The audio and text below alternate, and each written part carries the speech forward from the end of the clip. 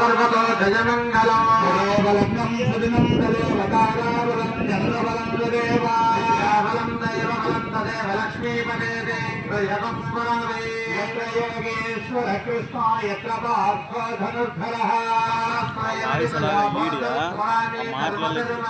భూతే సకల కళ్యాణి భాజనం యత్ర జాయతే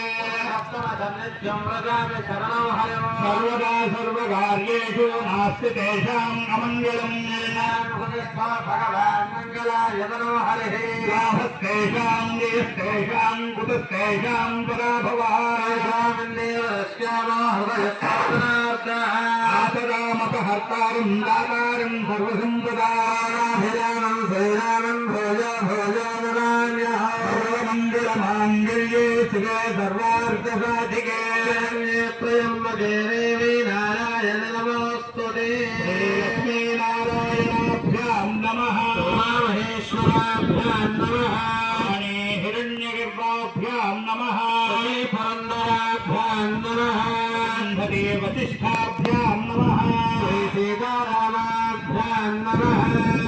రెండే అక్షతగింజలు విఘ్నేశ్వరు మీద పూజ చేయండి. ఉమామహేశ్వరాభ్యాం నమః వాణీ హిరణ్యగర్భాభ్యాం నమః గజే పురందరాభ్యాం నమః.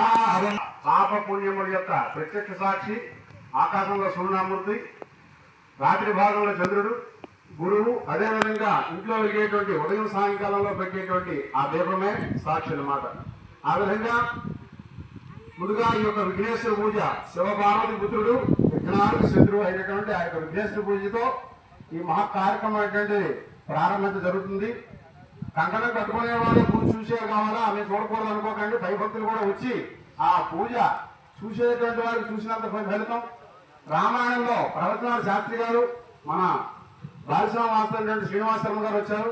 ఆగమ అర్చక ఎగ్జామ్లో ఆయన మనం పిలిచిన వెంటనే కూడా శాస్త్రి గారు పిలిచిన వెంటనే కూడా తడువుగా ఆ విధంగా ఆయన వచ్చారు.